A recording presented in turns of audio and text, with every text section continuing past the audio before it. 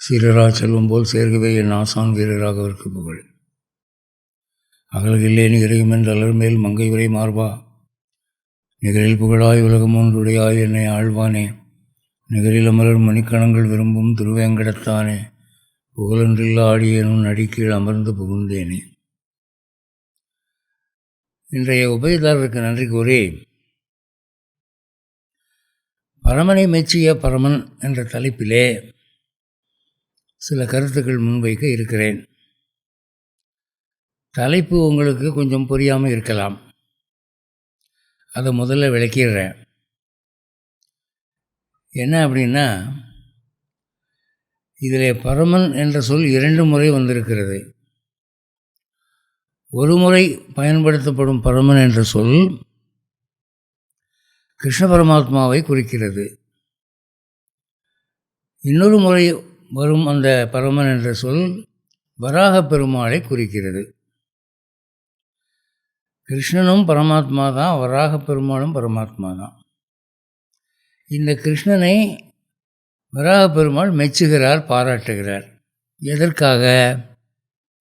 பகவத்கீதை சொன்னதற்காக. அந்த பகவத்கீதையினுடைய அருமையை, மகிமையை, பெருமையை பூமாதேவிக்கு அவர் எடுத்து சொல்லுகிறார். வராக புராணத்தினுடைய ஒரு பகுதி, பரம்பரையாக அனுஷ்டிக்கப்பட்டு வரும் ஒரு அத்தியனம். இப்போது அதில் இந்த கீதை எவ்வளோ உயர்ந்த சாஸ்திரங்கிறத அவர் அதில் சொல்கிறார். கீதையினுடைய மகிமையை எல்லோரும் தான் சொல்கிறாங்க, ஆச்சாரியர்களும் சொல்கிறாங்க. ஆனால் அதை கேட்டால் நம்ம என்ன நினைப்போம், இந்த ஆச்சாரியாளுக்கு வேறு என்ன வேலை, எந்த சாஸ்திரமானாலும் புகழ்ந்து தான் போயிடுவாங்க அப்படின்னு நம்ம லேசாக நினைக்கிறோம். ஆனால் இங்கே ஒரு அவதாரத்தினுடைய காரியமாகிய பகவத்கீதை உபதேசத்தை இன்னொரு அவதாரம் புகழ்கிறது.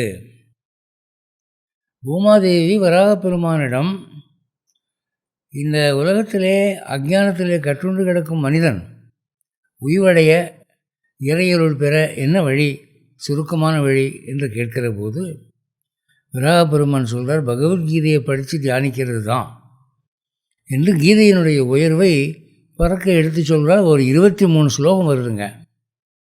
அந்த 23 ஸ்லோகத்தை இப்போ பார்க்க போகிறோம். எளிமையான ஸ்லோகம், அருமையான கருத்துக்கள். இது முதல்ல பூமாதேவியினுடைய கேள்வியிலே ஆரம்பிக்கிறது. தரோ உவாச்ச. தரா அப்படின்னா பூமி. இந்த தமிழில் தரைன்னு சொல்கிறோம் பார்த்தீங்களா, இதுலேருந்து வர்ற வார்த்தை தான். தரை தொடங்க அப்படிங்கிறனால தரோ உவாச்ச. அவன் என்ன சொல்கிறா, பகவன் பரமேஷானு பக்திர் அவ்யபிச்சாரிணே பிராரப்தம் புஜ்யமானஸ்ய கதம் பவதி ஹே பிரபோ.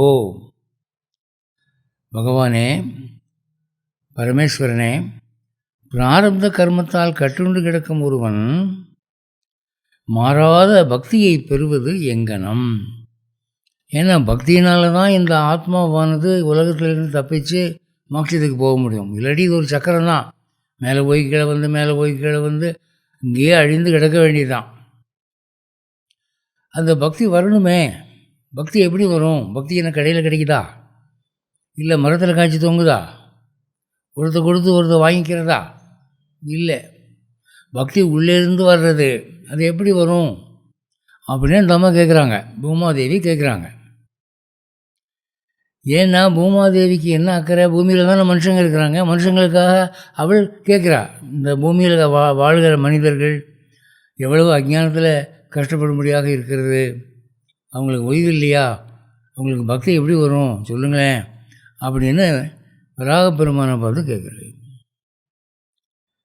அப்போது இந்த வராக பெருமான் சொல்கிறார், விஷ்ணுர் உவாச்ச பிராரப்தம் உஜ்யமானோகி கீதாபியாசரத சதா ச முக்த ச சுகி லோகே கர்மணா நோபலிப்பியதே.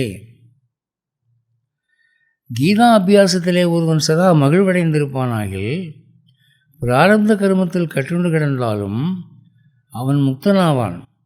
இவ்வுலகிலேயே சுகத்தை அனுபவிப்பவனும் அவன்தான். புதிய கர்மத்தில் அவன் தோய்வுறான். கீதா அபியாசத்தில் ஒருவன் சதா மகிழ்வடைந்திருக்கிறதுனா கீதையில் படிக்கலாம், தியானிக்கலாம், புரிஞ்சுக்கலாம். ஆனால் இங்கே அப்படி சொல்லலையே. கீதா அபியாசத்தில் ஒருவன் சதா மகிழ்வடைந்திருப்பானாகில். பகவத்கீதை படித்தா அவங்களுக்கு மகிழ்ச்சியாக வருது. அது ஒரு திவ்யமான கடமையை நினச்சி பக்தியாக செய்கிறோம், அவ்வளோதான். மகிழ்ச்சி எங்கேருந்து வருது? ஆனால் இவர் சொல்கிறார் சதா மகிழ்வடைந்து இருப்பானாகில். கீதா அபியாசத்தில், கீதையில் சொல்லப்பட்ட ஞான யோகம், கர்மயோகம், பிரபத்தி, இது போன்ற இந்த விஷயங்களை சிந்தித்து பார்த்து, அடேங்கப்பா உலக வாழ்க்கையில் இவ்வளவு இருக்கா, அப்போ கடவுள் தெரியாமல் தற்செயலாக மனிதனை படைக்கலை. ஒவ்வொரு மனிதனையும் ஒரு திட்டத்தோடு படைச்சிருக்கார். ஒவ்வொருத்தருக்கும் ஒவ்வொரு கர்மா நடக்குது. கர்மானா நீங்கள் பணக்காரன் ஏழைன்னு மட்டும் நினைக்காதீங்க. பாவமும் புண்ணியமும் சின்ன சின்ன விஷயத்துலலாம் கூட இருக்குது. இப்போ தலை வழுக்க விழுகிறது, நிறம் விழுகிறது எடுத்துக்குவோம். ஒரு மனுஷனுக்கு முடி ஒன்று கூட கொட்டாதுங்க. எல்லா முடியும் ரொம்ப அடர்த்தியாக இருக்கும். ஆனால் எல்லாம் வெள்ளையாக இருக்கும். 30 வயசு தான். 30 வயசுலேயே முழுக்க நிறம் வந்துடும். ஆனால் ஒரு முடி கொட்டாது. இது ஒரு ஜாதகம். இன்னொரு ஜாதகம் என்னென்னா, ஒரு முடி கூட நரைக்காது. 40-50 வயசு ஆகும். ஆனால் எல்லாம் வழுக்கையாக இருக்கும். ஓரத்தில் பூரா முடி இருக்கும். இது ஒரு கர்மா. அப்போது உங்களுக்கு தோற்றத்திலேயே எப்படி கர்மா வேறுபடுது பார்த்தீங்களா? சில பேர் நல்லா முறுக்கு மீசை வச்சுக்கிட்டு தாட்டியமாக ஆம்பளையாக இருப்பான். பேசுனா பொம்பளை பேசுகிற மாதிரியே இருக்கும் குரல். அது ஒரு கர்மா. அப்போது சில சமயத்தில் டெலிஃபோன் பேசும்போது ஒரு ஆள் கரகரன்னு மிலிட்ரிக்காரர் மாதிரி பேசுகிறாரு. சார் நீங்கள் யார் சார் அப்படின்னா, நான் சார் இல்லைங்க மேடம், நான் ஒரு பொம்பளை பேசுகிறேன் அப்படிம்பாங்க. அது ஒரு கர்மா. உலகத்தில் படைப்பில் எத்தனை விதம், உயரத்தில் எத்தனை விதம், கலரில் எத்தனை விதம், அழகில் எத்தனை விதம், குறைகளில் எத்தனை விதம், நோய்களில் எத்தனை விதம், இப்படி ஆளாளுக்கு கர்மா வித்தியாசப்படுது. இப்படிப்பட்ட இந்த உலகத்தில் அதை பற்றி விளக்கி சொல்லக்கூடிய பகவத்கீதையை படித்து, ஆஹா, சிருஷ்டியின் ரகசியத்தை இங்கே கண்ணன் சொல்கிறான். யாருக்கும் சொல்லாத ரகசியத்தை சொல்லுகிறான். அப்போது சாப்பாடுனா என்ன, எவ்வளோ சாப்பிட்ணும், யார் எவ்வளோ சாப்பிட்ணும், கொலை பண்ணாலும் பாவம் இல்லை, மனசில் இப்படி எண்ணம் இருந்தால், கொலை பண்ணாட்டியும் பாவம், மனசில் இப்படி எண்ணம் இருந்தால், அப்படிலாம் புட்டு வைக்கிறானே.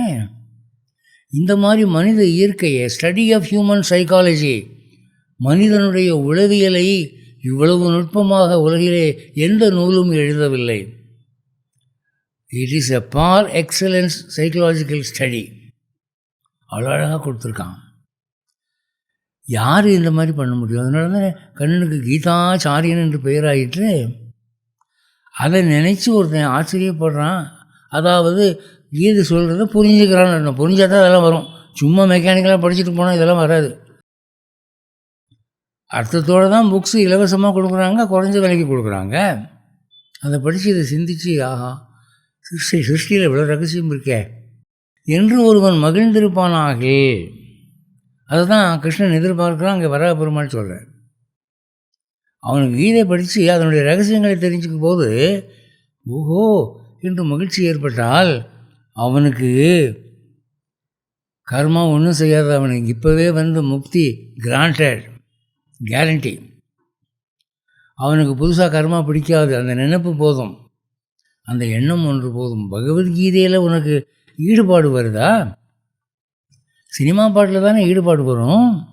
திரும்ப திரும்ப பாடி பார்க்குறோம், பார்த்த படம் திரும்ப திரும்ப நினைக்கிறோம். அப்படி இல்லாமல் கீதா ரகசியத்தில் ஈடுபாடு இருக்கா, உனக்கு கடவுள் அனுகிரகம் பண்ணிட்டேன் அப்படின்னு சொல்கிறார். அடுத்து அவருடைய கூட்டு தான் தொடர்ந்து வருது. அதுக்கப்புறம் அந்த அம்மா ஒன்றும் அதிகம் தலையிடுறதில்லை. இவர் தான் லெக்சர் பண்ணிட்டே போகிறார்.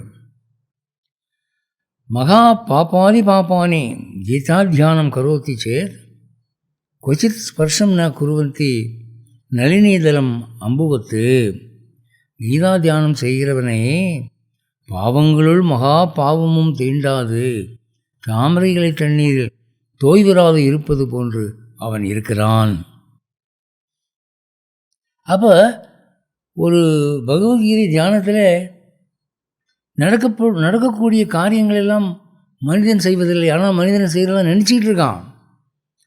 அவனுக்கு அப்பாற்பட்ட சக்தி ஒன்று நடத்துது. அதை புரிஞ்சுக்கிட்டாலே, அந்த எண்ணம் அவனுக்கு வந்துட்டாலே இந்த கர்மா அவனை பிடிக்கிறது இல்லை. ஒன்றும் இல்லை, துரோணருடைய தலையை வெட்டுடா அப்படின்னு சொன்னான் கிருஷ்ணன். பாண்டவர்கள்லாம் முடியாதுண்டா, எங்கள் குரு அவர் ஏற்கனவே பொய் சொல்லி அவர் சொன்னால் நிற்க வச்சுருக்கோம், அதுவே தப்பு, நீ சொன்னேங்கிறதுக்காக பண்ணினோம். தலையை போய் வெட்டுறாங்கிற, நாங்கள் வெட்ட மாட்டோம்னா திருஷ்டதீமனுக்கு டே வெட்டுறான்னா அவனை அதுக்காகவே யாகம் பண்ணி பறக்க வச்சுருக்கான் அவங்க அப்பா துருபதன். ஜாலியாக போய் வெட்டிவிட்டான்.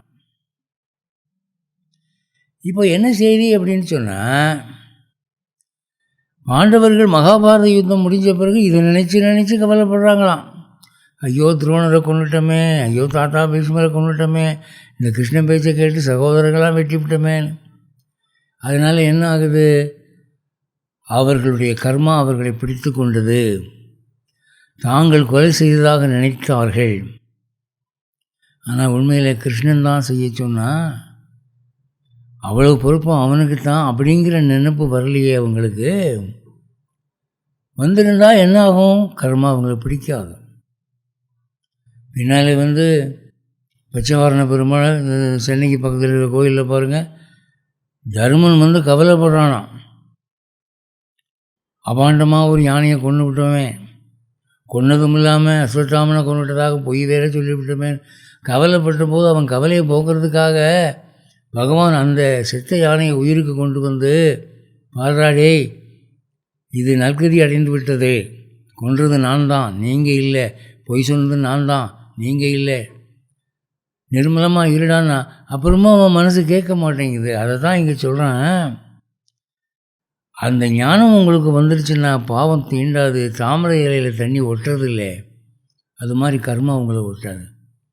இப்போ தூக்கு கயிறு இழுத்து தூக்கு போடக்கூடிய டியூட்டி ஒருத்தன் பார்க்குறான் ஜெயிலில். தூக்கில் சாக வேண்டிய கைதிகளை அவன் தான் இழுக்கிறான். இப்போது யமதர்மராஜாவுடைய கோர்ட்டில் இவனை கொண்டு போய் நிறுத்தி, உன் சர்வீஸில் இது வரைக்கும் 236 பேரை நீ தூக்கு போட்டிருக்க, அப்போ 236 கொலை பண்ணியிருக்க, அதுக்கான தண்டனை கொடுக்கலாமா அப்படின்னு யமதர்மன் கேட்டால் அவன் என்ன சொல்லுவான், யோ அவங்க யாருன்னு எனக்கு தெரியாதியா, எனக்கு சம்பளத்தை கொடுத்து கைதை பிடிச்சி இழுடான்னு நான் இழுத்தேன், எனக்கு யார் மேலேயும் கோபம் இல்லையா, கோபத்துக்காகவோ வெறுப்புக்காகவோ பழி வாங்கிறதுக்காகவோ நான் கொலை பண்ணலை, செத்தவன் யாருன்னே எனக்கு தெரியாது, என் டியூட்டியை நான் செஞ்சேன் அப்படின்னு தானே அவன் சொல்லுவான். அவன் பெரிய ஞானி சார், அவன் பெரிய ஞானி. அர்ஜுனனுக்கு வராத ஞானம் அவனுக்கு வந்துருச்சு. அவன் என்ன சொல்கிறான், நான் நிமித்த மாத்திரம், எனக்கு யாரையும் கொலை செய்ய வேண்டும் என்ற நோக்கம் இல்லை அப்படி தானே அவன் சொல்லுவான். அதுதான் நமக்கு வர வேண்டிய ஞானம். அது பகவத்கீதை படித்தா வரணும், சும்மா ஸ்லோகத்தை மனப்பாடம் பண்ணி ஒப்பிச்சா பிரயோஜனம் இல்லை. அதுதான் சொல்கிறாரு, தியானம் செய்கிறவனை, கீதா தியானம் செய்கிறவனை பாவங்கள் தீண்டுவதில்லை, தாமரைகளை தண்ணீர் போல் அது தோயாது இருக்கும் அப்படின்றான். அடுத்து, கீதாயாக புஸ்தகம் எத்திர எத்திர பாடக பிரவர்த்ததே தத்திர சர்வாணி தீர்த்தானி பிரயாகாதீனி தத்திர வை. கீதா புஸ்தகம் எங்கே இருக்கிறதோ, எங்கே கீதா பாடம் நடைபெறுகிறதோ, அங்கே புண்ணிய நதிகள் அனைத்தும் பிரயாகங்களும் மற்றும் உள்ளவைகளும் கூடுகின்றன. இந்த மேஜையில் பகவத்கீதை புக்கு நான் வச்சுருக்கேன் அப்படின்னா போதுமா? என்னென்னா, பாவங்களை நீக்கி மலங்களை போக்கி புண்ணியத்தை சேர்க்கக்கூடிய நதிகள் என்று பகவானால் உருவாக்கப்பட்டவை நிறைய இருக்குது. கங்கா, யமுனா, பிரம்மபுத்திரா, சரஸ்வதி, கோதாவரி, காவேரி, இன்னும் ஆகாசத்தில் எவ்வளவோ. இந்த எல்லா நதி தேவதைகளும் அங்கே மறைமுகமாக அந்த கீதா புத்தகத்தில் உட்காந்துருவாங்களாம். ஏண்டான்னா எங்கள் டியூட்டி என்ன, பாவங்களை போக்குவது தானே. ஆனால் எங்ககிட்ட யார் குளிக்கிறாங்களோ, யார் பக்தியோடு குளிக்கிறாங்களோ அவங்களுக்கு தான் பாவம் போகும். ஆனால் இந்த பகவத்கீதை புக்கு இருக்கே, அது சகல நதிகளும் ஒன்று சேர்ந்து ஏற்படுத்தப்பட்ட ஒரு திரட்சி. அது இருக்கிற இடத்துல நாங்கள் எல்லா நதி தெய்வங்களும் இருக்கிறதாக அர்த்தம். அதை கண்ணால் பார்த்தா புண்ணியம்யா, கையால் எடுத்தால் புண்ணியம்யா, வீட்டில் வச்சிருந்தாலே புண்ணியம்யா. பேய் ஓடுமே பார்த்துட்டு, ஐயோ இது பகவத் விஷயம் அப்படின்னு. கீதா புஸ்தகம் எங்கே இருக்கிறதோ, எங்கே கீதா பாடம் நடைபெறுகிறதோ, அங்கே புண்ணிய தீர்த்தங்கள் அனைத்தும் பிரயாகைகளும் வந்து கூடுகின்றன. எதுக்கு கங்கை காவிரி அகலிறீங்க? ஒரு பகவத்கீதை புக்கை வாங்கி மேஜையில் வச்சுட்டு டெய்லி ஒரு தடவை கும்பிட்டு வேலையை பாருங்கள், எல்லாம் புண்ணிய ஸ்நானம் ஆகிப்போச்சு இல்லை அப்படின்னு சொல்கிறாரு. யார் சொல்கிறா? வராக பெருமாள் சொல்கிறாரு. கிருஷ்ணன் என்ற பரமாத்மாவினுடைய வாக்கியத்தினுடைய பெருமையை வராகம் என்ற பரமாத்மா இங்கே எடுத்து சொல்கிறார். நான் தான் கிருஷ்ணனாக பிறந்தபோது இவ்வளவும் பண்ணினேன், வேறு எந்த அவதாரத்திலையும் அதை நான் செய்யலை, அதனுடைய மகிமை இப்போ நான் உங்களுக்கு எடுத்து சொல்கிறேன் அப்படின்னு. சர்வே தேவாஸ்ச ரிஷியோக யோகினக பன்னகாஸ்ச ஏ கோபாலாக கோபிகாவாப்பி நாரதோ உத்தவ பார்ஷதைகி. தேவர்கள் அனைவரும், ரிஷிகளும், யோகிகளும், பன்னகர்களும், கோபாலர்களும், கோபிகளும், நாரதரும், உத்தவரும், அவர்கள் கூட்டத்தைச் சேர்ந்தவர்கள் அனைவரும் அங்கே இருக்கிறார்கள்.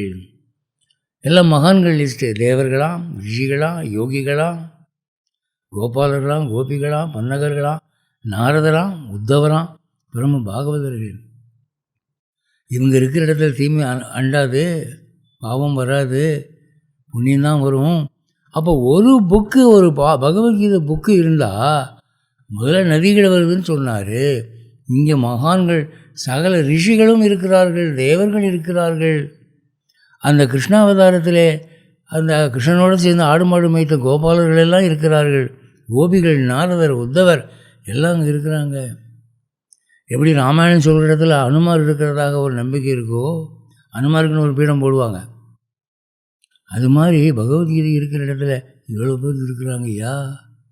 அப்போ அங்கே பேய் பிசாசு எப்படி வரும், மூதேவி எப்படி வரும், பாவை எப்படி வரும், எல்லாம் ஓடிடுமே. அதுதான் அந்த ரகசியத்தை சொல்கிறாருங்க. சகாயோ ஜாயதே சீக்கிரம் எத்திர கீதா பிரவர்த்ததே எத்திர கீதா விசாரஸ்ய பட்டனம் பாட்டனம் ஸ்ருதம் தத்ராகம் நிச்சிதம் பிருத்திவி நிவசாமி சதைவகி. இங்கே பாருங்கள், இவர் அவதாரம் விட்டு அவதாரம் லாங் ஜம்ப் அடிக்கிறார். இதில் என்ன சொல்கிறாரு? எங்கே கீதை வாசிக்கப்படுகிறதோ அங்கு சீக்கிரம் தெய்வ சகாயம் வருகிறது. எங்கு கீதை ஆராய்ச்சி செய்யப்படுகிறதோ, ஓதப்படுகிறதோ, புகட்டப்படுகிறதோ, கேட்கப்படுகிறதோ அங்கு நிலைமைகளே கேள், நான் நிச்சயமாக வாசம் செய்கிறேன். சொன்னது கிருஷ்ணன் கீதையை, இவர் சொல்கிறார் நான் அங்கே இருக்கிறேங்கிறார். வராக பெருமாள் தன்னுடைய அவதாரத்தை பார்த்துட்டு போயிருக்க வேண்டியதானே, இவர் ஏன் இன்னொரு அவதாரத்துக்கு தவறாரு?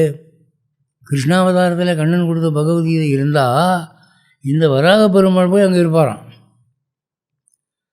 ஏன் காரணம் என்ன அப்படின்னா, வராக பெருமாளுடைய தேகபலம், பூமியே தூக்கின ஒரு கருணை, பூமாதேவி மேலே, பூமியில் இருக்கிற மனிதர்கள் மேலே அவருக்கு இருக்கிற கருணை, அதெல்லாம் முக்கியம் இல்லையா? நமக்கு தேவையில்லையா? அதனால் நீங்கள் வராக பெருமாளை தனியாக நீங்கள் பிரதிஷ்டை பண்ண வேண்டாம், பகவத்கீதை புக்கை வாங்கி வைங்க, நான் அங்கே வந்துடுறேன் கூப்பிடாம அப்படிங்கிறாரு. நான் முன்பே பல சொற்பொழிவுகளில் சொல்லியிருக்கிறேன், வராக பெருமாள் நமக்கு பல தேவைகளுக்கு தேவை.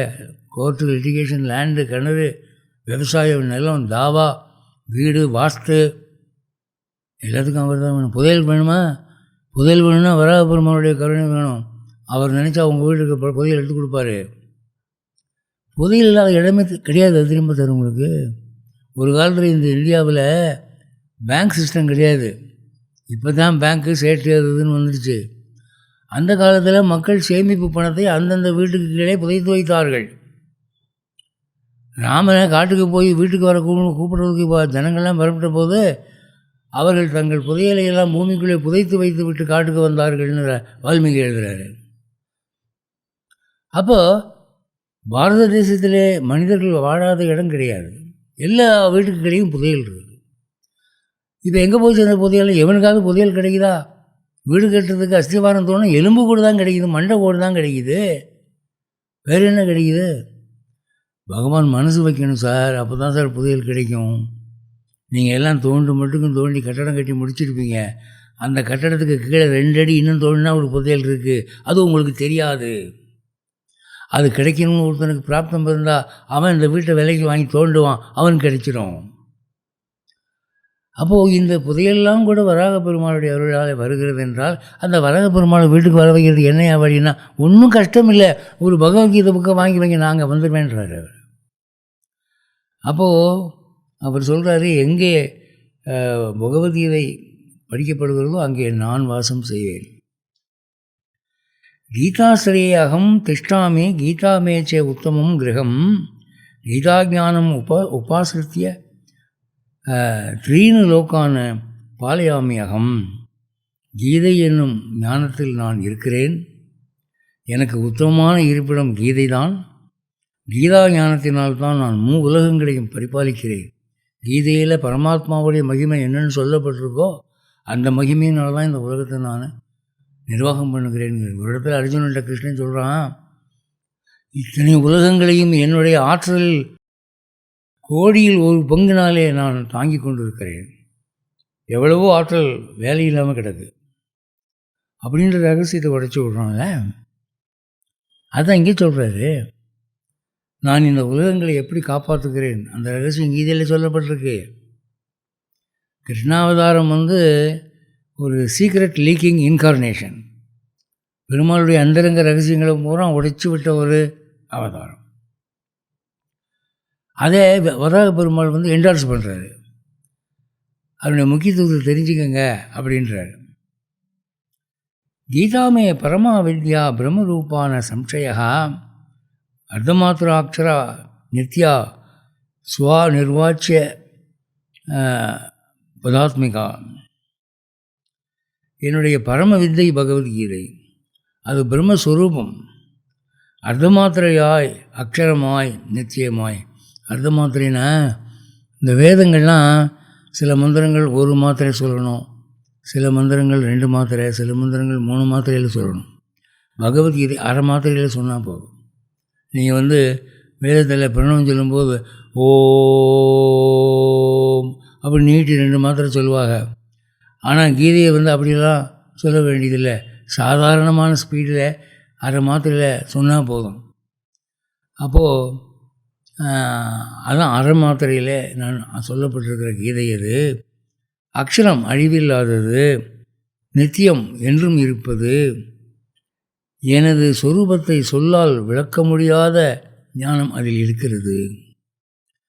பகவத்கீதையை பார்த்தா ரொம்ப சிம்பிளாக தெரியுது, எளிமையாக தெரியுது. பல பேர் சொல்கிறாங்க பகவத்கீதை வியாசபாரதம் முடிஞ்ச பிறகு பின்னாலே சேர்க்கப்பட்ட பிற்சேர்க்கை அப்படிங்கிறாங்க. ஏன்னா இட் இஸ் ஸோ சிம்பிள். ஆனால் ஞானம் என்பது எளிதாக சொல்லப்பட்ட ஒரு நூல். அதை நான் அந்த ஒரு அவதாரத்தில் நான் செய்திருக்கிறேன்.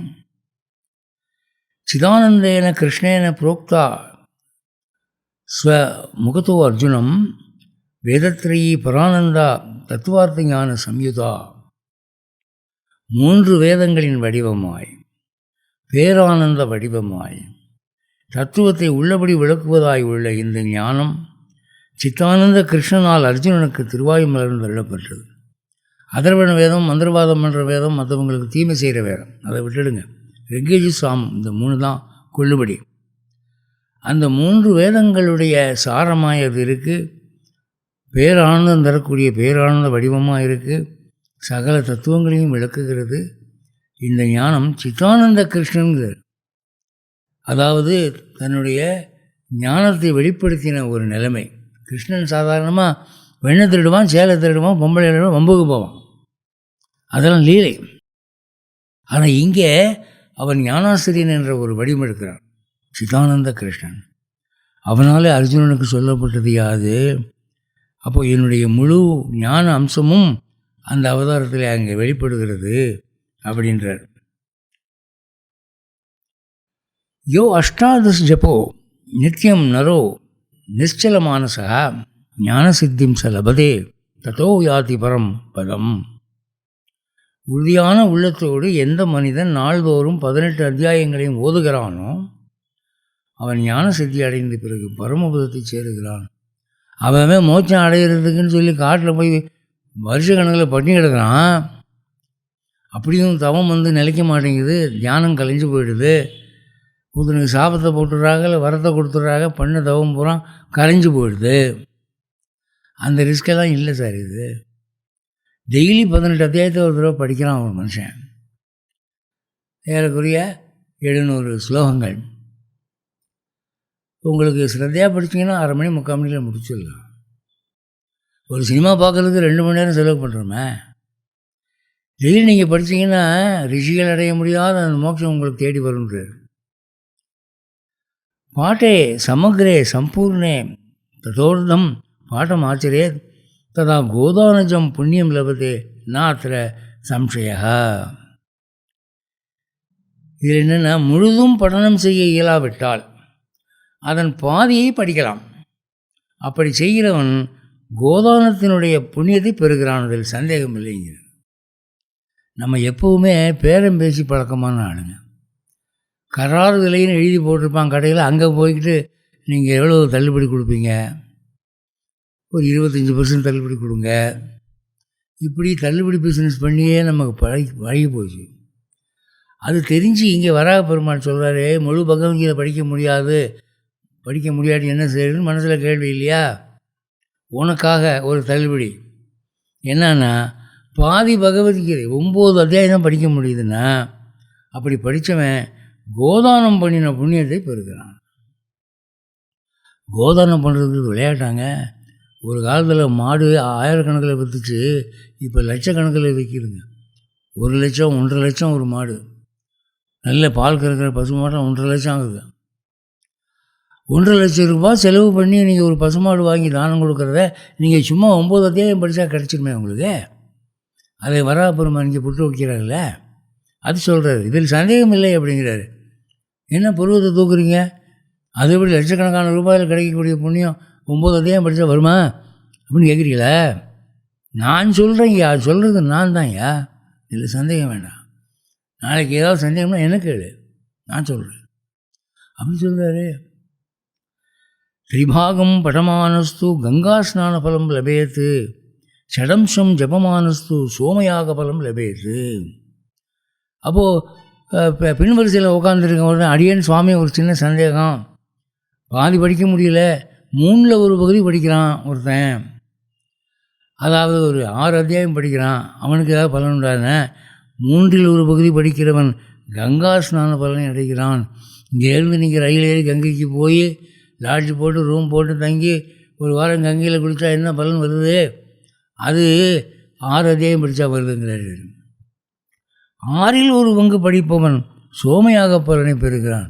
அவனுக்கு பின்னால் உட்காந்துருக்கிறவங்க கேட்குறான், ஐயா 6 முடியாது, 3 அத்தியாயம் படிக்கிறேன். அப்போது அது என்னாச்சு அப்படின்னா, அதுக்கும் பலன் உண்டு. சோமயாகம் பண்ணுறதுங்கிறது நிறையா பணச்செலவில் செய்யக்கூடியது, அந்த யாக பலன் உங்களுக்கு வரும் அப்படின்னு. சும்மா படிக்கிற ஒரு பைசா செலவு இல்லை சார். அடுத்து இன்னும் கொஞ்சம் அட்வான்ஸாக போகிறாரு பாருங்கள். ஏக அத்தியாயம் தூ யோ நித்தியம் படத்தே பக்தி சம்யுதாக ருத்ரலோகம் அவாப்னோதி கணோ பூத்வா வசியச்சிரம். ஒரு நாளைக்கு ஒரு சாப்டர் தான் சார் முடியும் எனக்கு, ஒரே ஒரு சாப்டர். அதுவும் அந்த விஷாத யோகம். அர்ஜுன் அழுகுறான் இல்லையா, நான் யுத்தம் பண்ண மாட்டேன், வில்லை அம்பையும் கீழே போட்டுடுறேன்னு, அது மட்டும்தான் படிக்கிறேன்னா சரி படி. அப்படி ஒரு அத்தியாயம் படித்தா கூட உனக்கு என்னடான்னா, டெய்லி ஒரு அத்தியாயம் படித்தா சிவனுடைய ருத்ரலோகத்தில் ஒரு பூதகணத்தில் ஒருவராக நீ வாழ்வாய், நெடுங்காலம் வாழ்வாய், சிவனுடைய ஆயுள் முடிகிற வரைக்கும் நீ வாழ்வாய் அப்படின்றார். அடுத்தது அத்தியாயம் ஸ்லோகபாதம் வா நித்தியம் ஏகப்பட்டதே நரக ச யாத்தி நரதாம் யாவன் மன்வந்தரம் வசுந்தரே. வசுந்தரான்னா பூமாதேவியுடைய பேர்.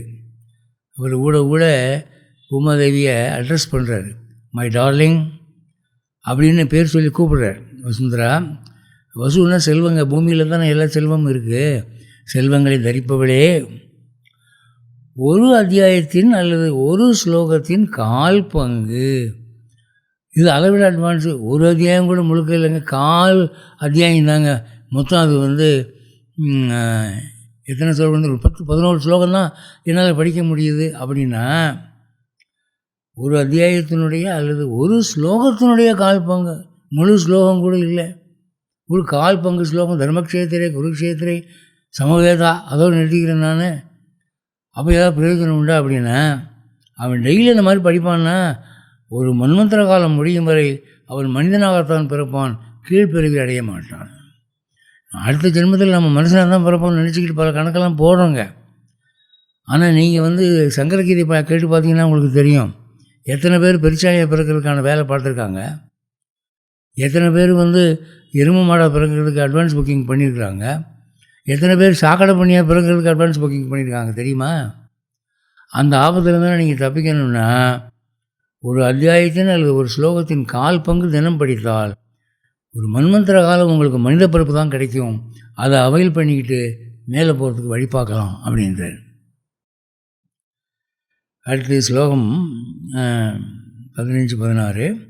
கீதாயாக ஸ்லோக தசகம் சப்தபஞ்ச சதுஷ்டயம் द्वौ त्रीनेकं तदर्धं वा श्लोकानां यः पठेन्नरः चन्द्रलोकम् अवाप्नोति वर्षाणाम् अयुतं ध्रुवं கீதாபாட்டசமாயுக்தோ மிருதோ மானுஷதாம் பிரஜேத்து.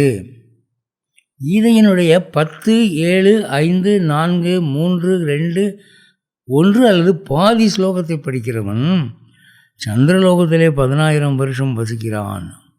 ஒருத்தன் டெய்லி 10 ஸ்லோகம் படிக்கிறது பழக்கம்.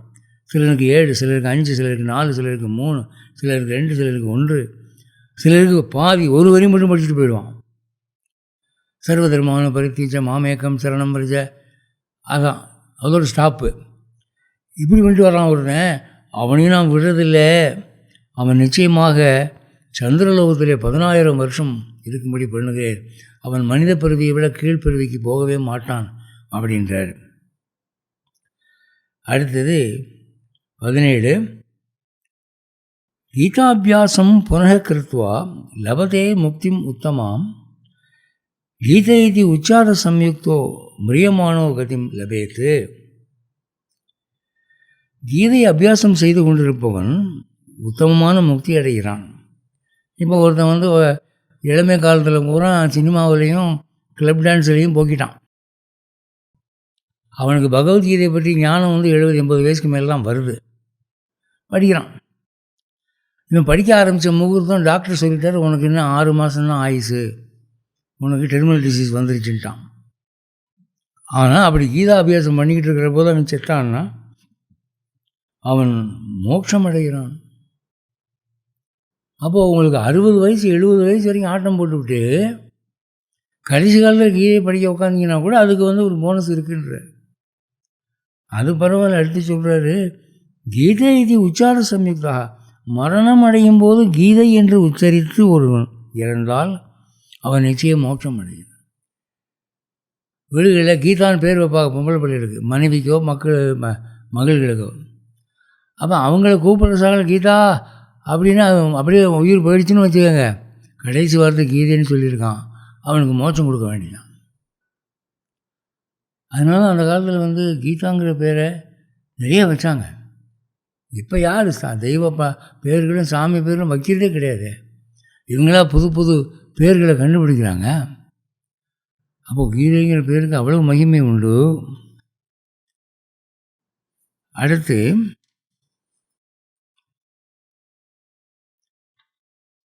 கீதார்த்த சிரவணாசக்தோ மகா பாபயுதோ அபிவா வைகுண்டம் சம்மவாப்னோதி விஷ்ணுநாசக மோததே. மகா பாவம் செய்தவனாக இருந்தாலும் கீதையின் அர்த்தத்தை கேட்பதிலே விருப்பமுடையவனாக இருப்பானாகில் அவன் வைகுண்டம் ஏகி விஷ்ணுவோடு பேரானந்தம் திளைப்பான். ஐயா, எங்களுக்கு கீதை ஸ்லோகம்லாம் படிக்க முடியாது, எங்களுக்கு சம்ஸ்கிருதம்லாம் தெரியாது, உச்சரிப்பு வராது, கீதைக்கு அர்த்தத்தை எங்கள் தாய் பாஷையில் யாராவது சொன்னால் கேட்போம், அவ்வளோதான் அப்படின்னு. அது போதுமே, எனக்கு அர்த்தம் தானே முக்கியம். அப்போ வராக பெருமாள் என்ன சொல்கிறாரு, எவ்வளோ பெரிய பிரம்மகத்தி போன்ற பாபம் பண்ணியிருந்தாலும் பகவத்கீதையில் என்ன சொல்லியிருக்கு அப்படின்னு ஒருத்தன் ஆர்வமாக கேட்குறான்னு வைங்க. ஏய், இவனுக்கு சினிமா பாட்டு கேட்குறத விட கீதையில் ஆர்வம் வந்துருச்சுறான், அந்த ஒரு காரணத்துக்காக அவன் வைகுண்டம் போவான் அப்படிங்கிறார். ஒரு பள்ளிக்கூடத்து பையன் விவேகானந்தர்கிட்ட வந்து, சுவாமிஜி பகவத்கீதைன்னு எங்கள் வீட்டில் பெரியவங்களாம் படிச்சுக்கிட்டு இருக்காங்க, எனக்கு திறந்து பார்த்தா ஒன்றும் புரிய மாட்டேங்குது. என்ன போல் ஒரு பள்ளிக்கூடத்து பையன், எலிமெண்ட்ரி ஸ்கூல் பள்ளிக்கூடத்து பையன், எனக்கு ஏதாவது பகவத்கீதையில் சொல்லியிருக்கா அப்படின்னு கேட்டான்.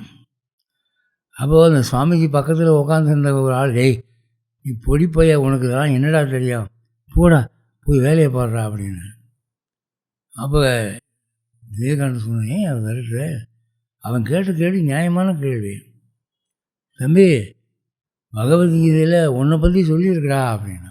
என்ன சொல்லியிருக்கு அப்படின்னா, இந்த வயசில் அந்தந்த பருவத்தில் செய்ய வேண்டிய கடமைகளை செய்யணும் இல்லையா? உனக்கு ஃபுட்பால் விளையாட தெரியுமா? தெரியுமே, போய் விளையாடு. பகவத்கீதை தானே சொல்லுது. நீ பகவத்கீதையில் எல்லாம் படித்து தெரிஞ்சுக்கணுன்னா நீ ஃபுட்பால் விளையாடணும்னு போட்டிருக்கதில்ல அப்படின்னு. அப்படியா, அப்போ நான் பகவத்கீதை படிக்க ஆரம்பிக்கலாம்னு நினைக்கிறேன் சொல்லி ஜாலியாக போயிட்டான். பகவத்கீதையிலே எல்லோருக்கும் மெசேஜ் இருக்குங்க. எவனும் பகவத்கீதை ஓப்பன் பண்ணிட்டு this is not meant for me, இது எனக்கு ஒன்றும் இல்லைங்க அப்படின்னு சொல்ல முடியாது. சமைத்துப்பார் என்று சமையல் நிகழ்ச்சி மட்டுமே வீடியோவில் பார்க்கக்கூடியவனுக்கு கூட அங்கே பகவத்கீதையில் மேட்டர் இருக்குது. சமையலை பற்றி கிருஷ்ணன் சொல்லி வச்சுருக்கான். என்ன சொல்லி வச்சுருக்கான்? சமைச்ச உடனே சாப்பிடுங்கோ, சமைச்சு ஃப்ரிட்ஜில் வச்சு சாப்பிடாதீங்கோ, உடனே சாப்பிட்ருங்கோ, உரப்பு அளவாக சேர்த்துக்குங்கோ, புளிப்பு ஓவராக போனால் துர்குணம் வரும், இன்னென்ன சுவை அதிகமாக போனால் இன்னென்ன குணம் வரும். அப்படி ஒரு கிச்சன் லெக்சரே நடத்தியிருக்காங்களே. சாப்பாட்டை பற்றி எந்த ஆன்மீக புஸ்தகத்தில் சார் இவ்வளோ விவரமாக போட்டிருக்கு? பகவத்கீதையில் தான் சார் போட்டிருக்கு. சாப்பாடு அப்படியே அலசி ஆராயிறான்ல. அப்போது இனிப்பு, உரப்பு, கார்ப்பு, உவர்ப்பு, துவர்ப்பு, ஒவ்வொரு ருசிக்கும் ஒரு குணம் இருக்குது. ருசிங்கிறது சும்மா வரல. கரும்பு புளிஞ்சால் வெறும் இனிப்பாக வருது, பாகக்காயை கடித்தா வெறும் கசப்பாக இருக்குது, மிளகாயை கடித்தா வெறும் உரப்பாக இருக்குது. எல்லாம் ஆண்டவனுடைய படைப்பு தானே சார். ஏன் ஒரு சுவையை படைச்சு நிறுத்தலாமா? ஏன் விதவிதமாக படைச்சிருக்காருன்னா அவரவருக்கு ஒரு சுவை பிடிக்குதில்ல.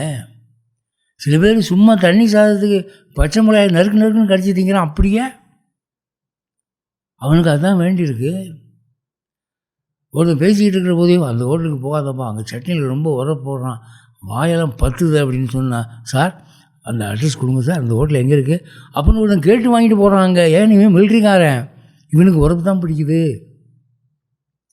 சிலருக்கு இனிப்பு தான் பிடிக்குது, சிலருக்கு புளிப்பு தான் பிடிக்குது. புளிய மரத்தில் ஏறினா இறங்க மாட்டேங்கிறான், புளியங்காயாக தின்னு தீக்கிறான். அப்போ ஆண்டவனுடைய படைப்பிலே விதவிதமான ரசனைகள் உணவில் கூட வைக்கப்பட்டிருக்கிறது. அப்போது கிருஷ்ணன் சொல்கிறான், இன்ன உணவுக்கு இன்ன குணம் இருக்குடா. அவன் அதை தேடி தான் போவான். அதனுடைய விளைவு இது. உனக்கு ஞானம் வேணுமா, என்னென்ன சாப்பாடு. கோபம் வரணுமா, இராணுவ வீரனாகணுமா, என்னென்ன சாப்பாடு. அப்படி எல்லா விஷயமும் சொல்லப்பட்ட ஒரு நூலாச்சே. அதனால் கீதையினுடைய அர்த்தத்தை கேட்பதில் விருப்பம் ஒருத்தனுக்கு இருந்தால் கூட அவன் வைகுண்டம் போவான். கீதார்த்தம் தியாயதே நித்தியம் கிருத்வா கர்மாணி பூரிஷா ஜீவன் முக்தா ச விக்னேயோ தேகாந்தே பரமம் பதம். ஓயாமல் கர்மா செய்து கொண்டிருப்பதற்கு இடையிலே யார் கீதையின் அர்த்தத்தை இடையறாது எண்ணிக்கொண்டிருக்கிறானோ அவன் ஜீவன் முக்தன் என்று கருதப்பட வேண்டும். உடல் அடியும் போது அவன் பரமபதத்தை அடைகிறான். சில பேர் ஃபேக்ட்ரியில் வேலை பார்ப்பாங்க. அது என்னென்னா, அது கன்வேயர் பெல்ட்டில் அப்படியே போகும். அது இவர் ஒரு இடத்துல நிற்பார்.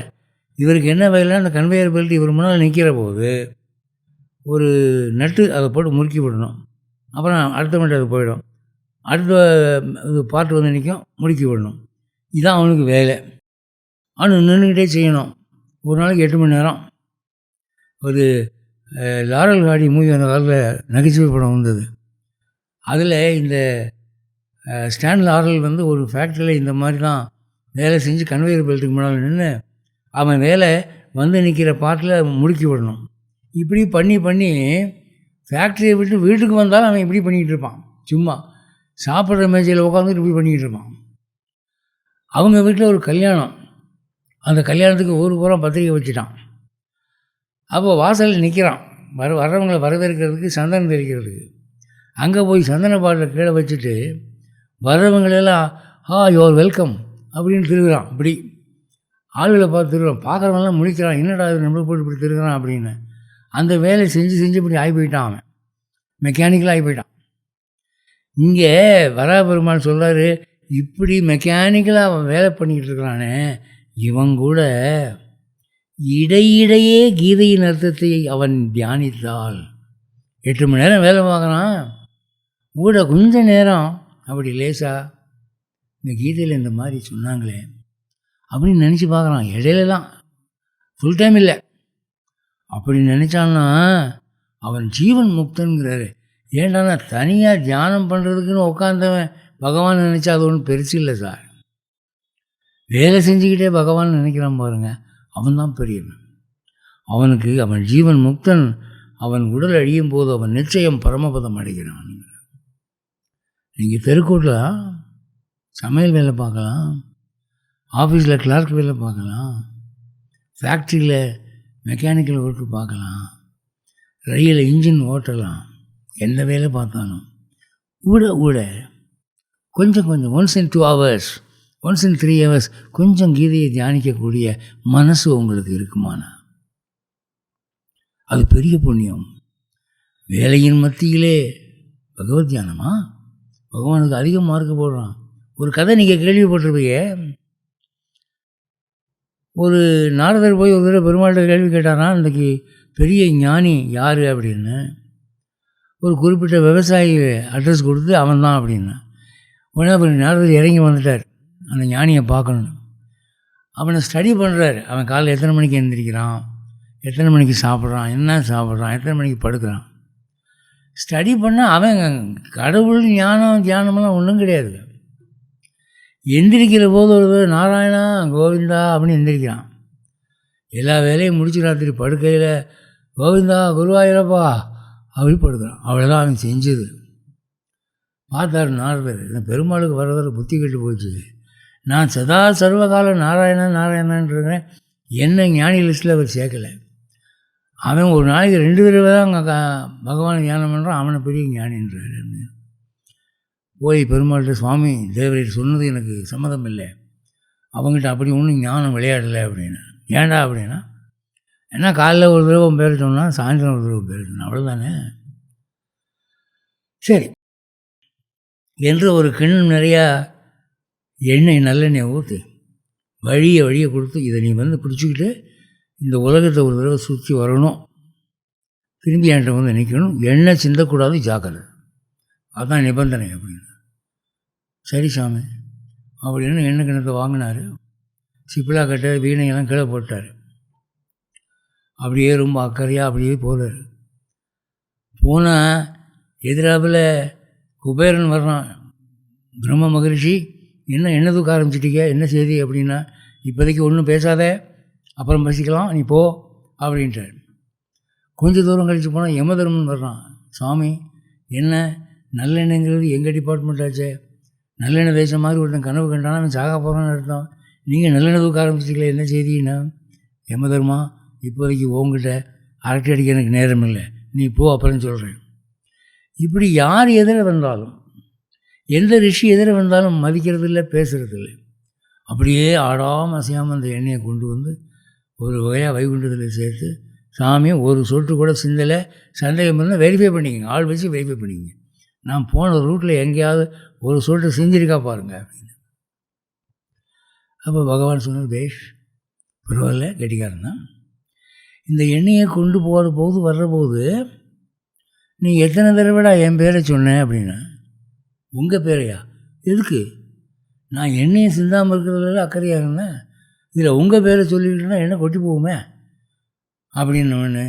ஏண்டா இந்த வேலை செய்கிறதுக்கு ஒரு தடவை கூட நீ என் பேரை சொல்லலை. அந்த ஏழை விவசாயி குடும்பத்தை காப்பாற்றணுமேங்கிற அக்கறையில், கவலையில், கடன் தீரணுமேங்கிற அக்கறையில் நாள் பூரா உழுகிறான், களை எடுக்கிறான், வேர்க்க வேர்க்க உழைக்கிறான். அவ்வளோ உழைப்பின் மத்தியில் காலையில் 2 தடவை, மாலையில் 2 தடவை என் பேரை கூப்பிட்டான்டா. அவன் ஞானியா? ஒரு தடவை கூட என் பேரை சொல்லாமல் என்ன சொன்னதையே நீ ஞானியா சொல்லு அப்படின்னா, நார்வருக்கு வலியுது, அசடு வலியுது. சாமி புரிஞ்சுக்கிட்டேன் சாமி. அப்போது அன்றாட உலகியல் அலுவலில் ஈடுபட்டு இருக்கிறவன் ஒன்று நினைப்பது மிகப்பெரிய காரியம். நாங்கள் வேலை வெட்டி இல்லாமல் சும்மா சிப்லா கட்டை போட்டுக்கிட்டு வீணையை வாசிச்சுக்கிட்டு நாராயணன் நாராயணன் கீர்த்தனம் பாடிக்கிட்டு இருக்கோம். எங்களுக்கு வேறு வேலை இல்லைல்ல. நாங்கள் நினைக்கிறது பெருசு இல்லை, உணர்ந்து கொண்டேன் என்று சொன்னார். அதான் வராக பெருமான் சொல்கிறார், ஓயாமல் வேலை செய்து கொண்டிருப்பதற்கு இடையில் யார் கீதையின் அர்த்தத்தை தியானிக்கிறானோ அவனை ஜீவன் முக்தன் என்று சொல்ல வேண்டும். அவனுக்கு நிச்சயம் மோட்சம் உண்டு. அடுத்து, கீதாம் ஆசிரித்திய பகவோ புபுஜோ ஜனகாதயா நிர்தூத கல்மஷா லோகே கீதா யாத்தாக பரம் பதம். இந்த பகவத்கீதையை துணையாக கொண்டு ஜனகன் போன்ற பூபாலர்கள் பலர் இவ்வுலகிலே குறைகள் நீங்க பெற்றவராயினர். பின்பு பரமபதத்தையும் பெற்றார்கள் என்று பாடப்பட்டிருக்கிறது அப்படின்னு. ஜனகன் ஒருத்தர், அவன் யார்? சீதையுடைய அப்பா. ராஜாக்களில் அவன் ஞானி. அவனுக்கு மற்றவங்களை சொல்கிற மாதிரி சொல்கிறது இல்லை. அவன் வந்து ரிஷிக்கு சமம்னு சொல்லுவான், ராஜ ரிஷி. அவன் மகாபெரிய ஞானி. அது யாருக்கு தெரியும் அப்படின்னா, அவருடைய குருவுக்கு தெரியும். அவருடைய குருக்கிட்ட பாடம் படிக்க இவர் குருகுலம் போவார். அந்த காலத்தில், இப்போ இந்த காலத்துலாம் பணக்காரங்க என்ன பண்ணுறாங்க, வாத்தியாரை ஃபீஸ் கொடுத்து வீட்டுக்கு வரவழைக்கிறாங்க பையனுக்கு பாடம் சொல்லி தருது, பணம் அதிகாரத்தை காட்டுறதுக்கு. அந்த காலத்தில் அப்படி இல்லைங்க. நீ ராஜாவாக இருந்தாலும் நம்ம போய் குருவுடைய வீட்டில் தான் போய் பாடம் படிக்கணும். அவர் காலமிக்கு போனால் அவர் கொடுக்குற சாப்பாடு தான் சாப்பிடணும். அப்படி வச்சுருந்தாங்க. அப்போ குருகுலத்தில் இந்த ஜனக மகாராஜாவோடு பல்வேறு பிராமணர்களும் படித்தார்கள். இவன் சத்திரியன். இவர் வந்து குரு என்ன பண்ணுவார், எப்போவுமே இந்த ஜனகன் மேலே பிரியமாக இருப்பார். அந்த அன்பை காட்டுவார். ஒரு பழம் கிடைச்சா கூட ஃபஸ்ட்டு முதல் துண்டு அவனுக்கு தான் கொடுப்பார். ஒரு வேலை செய்கிறதா இருந்தால் கூட மற்றவங்கள வேலை வாங்குவார், இவன் எந்திரிக்க வேணான்றார். இதில் மற்ற சீடர்களுக்கு பொறாமை. நம்ம குரு பத்தியா, அவன் பணக்காரன் ராஜானோடனே அவனுக்கு ப்ரையாரிட்டி கொடுக்குறாரு. நாமெல்லாம் ஏழை பிராமணன், நம்மளை மதிக்கிறதில்லை, வேலைக்காரன் மாதிரி நடத்துகிறார். அப்படி பேசிக்குவாங்க. இவங்களுக்கு ஜனகனுடைய பெருமையை விளக்க வேண்டும் என்று நினைத்தார். அதனால் என்ன பண்ணாருன்னா, ஒரு நாள் ஒரு ஆளை செட்டப் பண்ணி வந்து ஜனகன்கிட்ட ஒரு செய்தி சொல்லும்படி பண்ணார். அவன் வந்தவன் என்ன பண்ணால், அந்த குருவுடைய ஆணைப்படி ஒரு பொய் சொன்னான். என்ன, மகாராஜா உங்கள் மிதிலா நகரம் முழுக்க தீப்பத்தி எரியுது, உங்கள் அரண்மனை தீப்பத்தி எரியுது, உங்கள் துணிமணியெல்லாம் போச்சு, உங்கள் மனைவி மக்களுடைய ஜாமான்லாம் போச்சு, ஊரே பற்றி எரியுது, நெருப்பு வானம் மட்டும் எரியுது அப்படின்னா. அப்போ ஜனகன், அதை நான் பிறகு கவனிக்கிறேன், இன்றைக்கி பாடம் முதல்ல முடியட்டும், அப்புறம் பார்ப்போம். அப்போ மற்றவங்கெல்லாம் பார்த்தாங்க, இவன் என்ன ஒரு லூஸ் பயிலாக இருப்பான் போல் இருக்கு, நாளைக்கு படிச்சுக்கிட்டா போகுது, போய் பார்க்குறது இல்லையா தீய அப்படின்னு. அடுத்த குரு என்ன பண்ணார், இந்த மற்ற சீடர்களுடைய வேஷ்டியெல்லாம் வெளியே காய போட்டிருந்தாங்க துவைச்சு. அதில் போய் ஒரு வேட்டியை ஒவ்வொரு இடத்துலையும் கிழிச்சு விடு அப்படின்னு சொல்லிட்டு எல்லாருடைய வேட்டியும் ஒரு இடத்துல கிழிச்சு. அவர் சொன்னபடி ஒருத்தன் செஞ்சுட்டான். அது மட்டும் இல்லை, இங்கே வந்து சொல்லிவிட்டேன், யாரோ அவங்க வேட்டியெல்லாம் கிழிச்சிருக்காங்க, எல்லா வேட்டியும் கிழிஞ்சு தொங்குது அப்படின்ட்டான். உடனே இவங்கெல்லாம் பாடம் படிச்சுக்கிட்டு இருக்க, இவர் வந்து வேத மந்திரத்தை சொல்லி கொடுத்துக்கிட்டு இருக்காரு. இருங்க சாமி அப்புறம் பார்த்துக்கலாம் ஓம்னுக்கிட்டு நாங்கள் போய் எங்கள் வேட்டியை பார்க்கணும். போய் பார்த்தா வேட்டி ஓட்டக்கல, ஐயோ போச்சே, எங்களுக்கு இருக்கிறது 2 வேட்டி தான், அதில் ஒன்று தான் ஸ்பேரு, அதுவும் கிழிஞ்சு போச்சே அப்படின்னு சோகமாயிட்டாங்களாம். வந்த குருக்கிட்ட, சாமி 2 நாளைக்கு பாடம் வேணாம், எங்களுக்கு புது வேட்டி கிடைக்கிற வரைக்கும், எங்களுக்கு மனசு மாறுற வரைக்கும் பாடமே வேணாம், எங்களுக்கு மனசு அதில் ஓடாது அப்படின்ட்டாங்க. அப்போ அவர் கேட்டாராம், உங்கள்கிட்ட இருக்கிறது சாதாரண கந்தல், அது கிழிஞ்சதுக்கு நீங்கள் எவ்வளோ அப்செட் ஆகுறீங்க? அவன் ஒரு ராஜ்யத்துக்கு ராஜா, அவன் அரண்மனையே பற்றி எரியுதுன்ன போது கொஞ்சம் கூட சலனப்படலையப்பா. அவன் பாடத்தில் தானே கவனமாக இருந்தான். உங்களுக்கு பாடம்லாம் பிச்சுக்கிட்டு போயிடுச்சே. இப்போ சொல்லுங்கள், யார் மாணவன், யார் ஞானி அப்படின்னோடனே அவர்கள் எல்லாம் தலை குனிந்து நின்றார்கள். குரு சொன்னாராம், உங்கள் எல்லாருக்கும் ஸ்பேர் வேட்டி வாங்கி வச்சுருங்க, அதை எடுத்துக்கலாம் அப்படின்னு வரான். எல்லோரும் ஜனகனுடைய காலில் விழுந்து வணங்கினார்கள். அவன் சத்திரியன். இப்போது இந்த ஜனகனுக்கு இந்த ஞானம் எப்படி வந்தது, எங்கிருந்து வந்தது? பகவத்கீதை படித்ததெல்லாம் பகவத்கீதை சொல்லுதே, கிழிந்து போன துணிமணிகளை களைந்து விட்டு புது துணிகளை நாம் வாங்கி கொள்வது போலே இந்த சரீரம் கிளண்டு போன உடனே இதை உதிர்த்து விட்டு ஆத்மா புது சரீரம் எடுக்கிறது. இதில் வருந்துவதற்கு ஒன்றுமில்லை. உலகத்திலே படைக்கப்பட்டவை எல்லாம் பழமையடையும், அழியும். அழிவு என்பதும் சாவு என்பதும் சர்வசாதாரணம். அது இல்லாத பொருள் ஒன்றுமே இல்லை. மரத்தின் இலை சருகாகிறது, மரமே செத்து விழுகிறது, மனிதன் சாகிறான், விலங்குகள் சாகின்றன. அழியாதது சாகாதது எது? கட்டடங்கள் இடிந்து போகின்றன, மலைகளும் தகர்ந்து போகின்றன. இதெல்லாம் பகவத்கீதையில் தானே போட்டிருக்கு. அப்போ உலக நிலையாமையை பற்றி நல்ல உணர்வு அவனுக்கு எப்படி வந்தது? இந்த கீதையை படித்து தானே வந்தது. அவன் பிரம்மஞானி ஆகிவிட்டான், அவன் கர்மயோகி ஆகிவிட்டான், ராஜ ரிஷி ஆகிவிட்டான். அதனால் ஜனகனை ராஜாக்கள் லிஸ்ட்டில் சேர்க்கறது இல்லை, ஞானிகள் லிஸ்ட்டில் சேர்ப்பாங்க.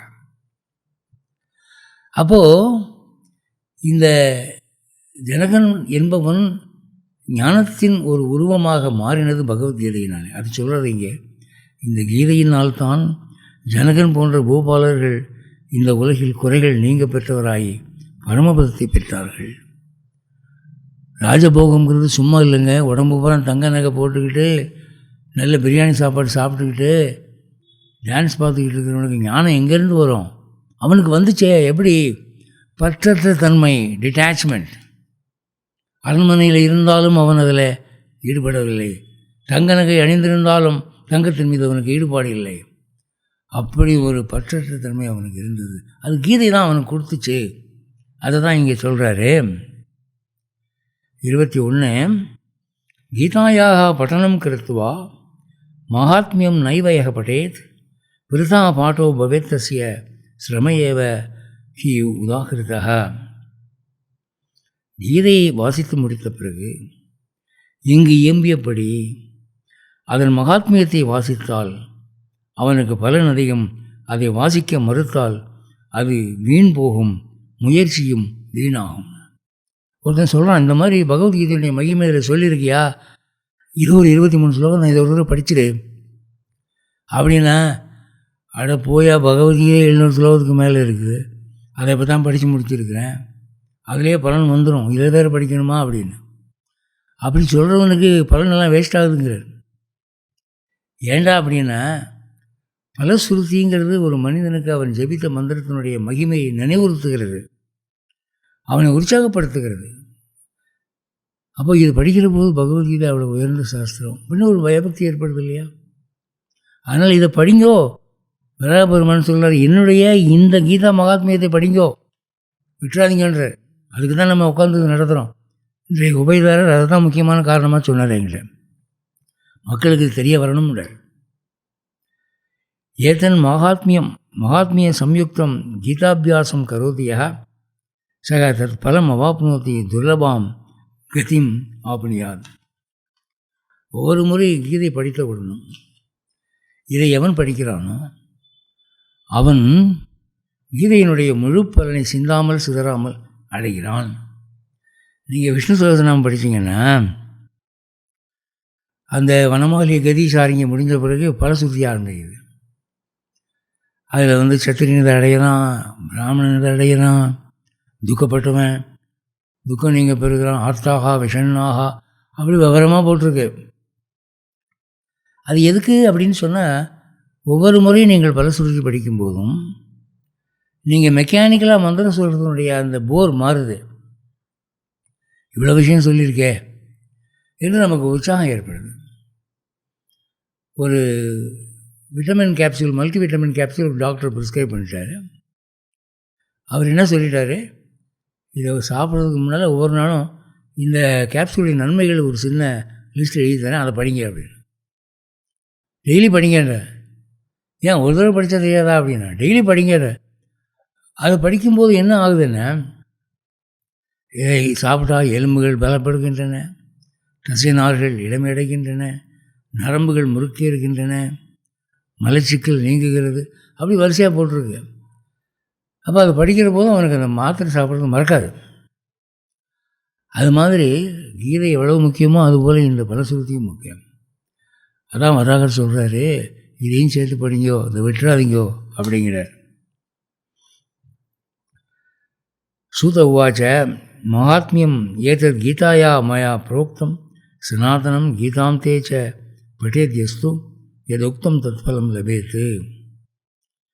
கீதையை வாசித்தான பிறகு என்னால் இயம்பப்பட்ட இந்த கீதா மகாத்மியத்தை யார் வாசிக்கிறானோ அவன் இதில் விளக்கியுள்ள எல்லா பலனையும் பெறுவான்.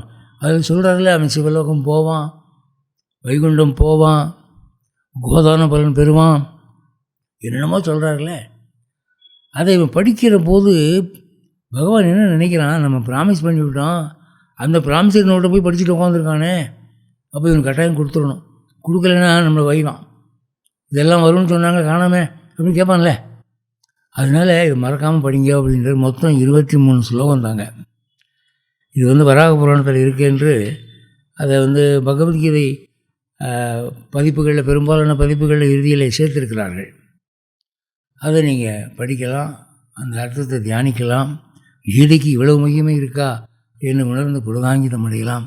எனவே பகவத்கீதை மட்டும் படித்தால் போதும் என்று நினைக்காமல் இந்த கீதா மகாத்மியத்தையும் நாம் தியானிக்க வேண்டும் என்று கூறி விடைபெறுகிறேன். ஜெய ஸ்ரீமன் நாராயணன்.